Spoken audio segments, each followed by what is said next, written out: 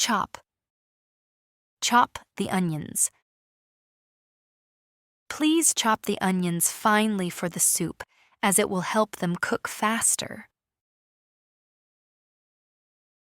Slice. Slice the bread. For sandwiches, it's best to slice the bread evenly so each piece is the same thickness. Dice.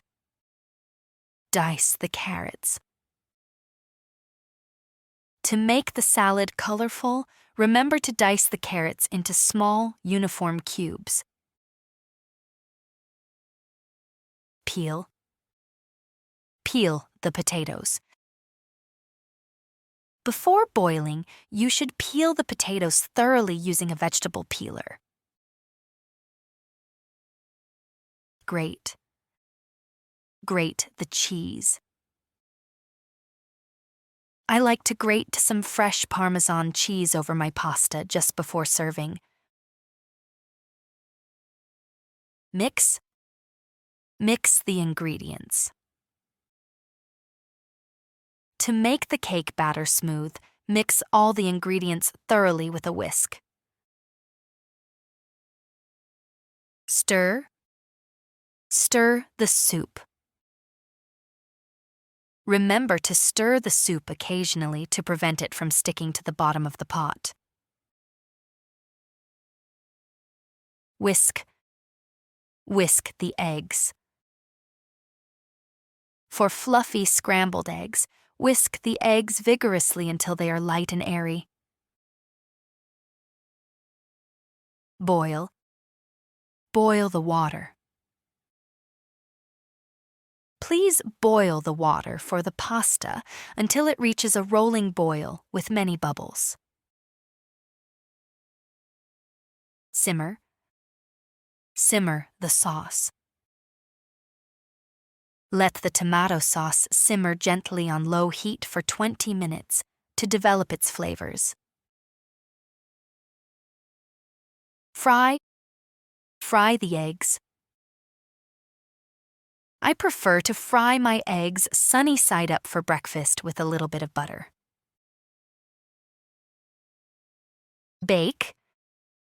Bake a cake. We are going to bake a delicious chocolate cake for my friend's birthday party. Roast. Roast the chicken. For Sunday lunch, we usually roast a whole chicken with herbs and vegetables. Grill. Grill the vegetables. In summer, we love to grill vegetables like zucchini and bell peppers on the barbecue. Sauté. Sauté the garlic. First, sauté the minced garlic in olive oil until it becomes fragrant and light brown. Knead. Knead the dough. To make homemade bread, you need to knead the dough for at least 10 minutes. Marinate. Marinate the meat. For extra flavor, you should marinate the chicken in spices overnight before cooking. Season. Season with salt. Don't forget to season the dish with salt and pepper to taste before serving it. Serve. Serve the food. The dinner is ready. Please help me serve the food to all our guests. Taste. Taste the soup. Before adding more salt, taste the soup to check if it needs any adjustments. Recipe. Follow the recipe.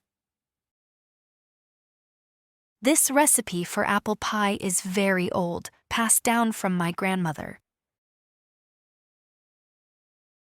Ingredient. List the ingredients. Make sure you have all the necessary ingredients before you start baking. Utensil. Use a utensil. We need a clean utensil, like a spoon or fork, to eat this dish. Pan. Heat the pan. Heat the frying pan over medium heat before adding the oil for the stir-fry. Pot. Use a large pot. You'll need a large pot to boil enough pasta for everyone coming to dinner. Oven. Preheat the oven. Remember to preheat the oven to 180 degrees Celsius before you put in the cookies. Microwave. Heat in microwave. It's quicker to heat up leftover pizza in the microwave than in the oven. Refrigerator, fridge. Put it in the fridge. After cooking, make sure to put any leftovers in the refrigerator to keep them fresh. Freezer. Put in the freezer. I buy meat in bulk and store it in the freezer to use later. Spatula. Use a spatula. Use a rubber spatula to scrape down the sides of the bowl and get all the batter out. Whisk. Use a whisk. You need a whisk to beat the egg whites until they form stiff peaks. Ladle. Use a ladle. Use a ladle to serve the hot soup into individual bowls. Colander. Drain with colander. After boiling the pasta, drain it thoroughly using a colander to remove all the water. Cutting board. On the cutting board, always use a sturdy cutting board when chopping vegetables to protect your countertop. Apron. Put on an apron. I always put on an apron when I cook to protect my clothes from splatters. Dishwasher. Load the dishwasher. After dinner, we always load the dishwasher to clean all the plates and glasses. Leftovers. Eat the leftovers. We had so much food from the party. We'll be eating leftovers for days.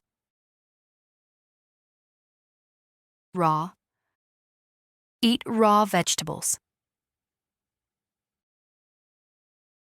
Some vegetables, like carrots and cucumbers, can be eaten raw in a salad. Cooked. The meat is cooked. Make sure the chicken is fully cooked through before you eat it to avoid illness. Delicious. This is delicious. The lasagna you made is absolutely delicious. I really enjoyed it.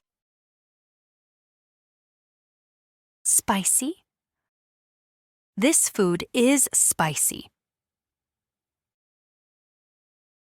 Be careful. This chili is very spicy, so start with just a small taste. Sweet. The cake is sweet. This dessert is very sweet. It has a lot of sugar in it. Sour. The lemon is sour. Lemons have a very sour taste, so they are often used in drinks or desserts. Bitter. Dark chocolate is bitter. Some people find dark chocolate to be a little bitter, but I enjoy the taste. Salty. The chips are salty. These potato chips are quite salty, so I need a glass of water. Cut up, phrasal verb. Cut up the fruit. Could you please cut up all the fruit for the fruit salad? Whip up, phrasal verb. Whip up a meal. I can quickly whip up a simple meal if you're really hungry. Heat up, phrasal verb. Heat up the soup. I'm going to heat up some leftover soup for my lunch today. Dig in, phrasal verb. Let's dig in. The food is ready and looks amazing, so let's dig in before it gets cold. Eat out, phrasal verb. We eat out tonight. Instead of cooking, let's eat out at that new Italian restaurant tonight. If you liked that video, don't forget to like, subscribe, share with friends, and hit that notification bell so you don't miss the next lesson.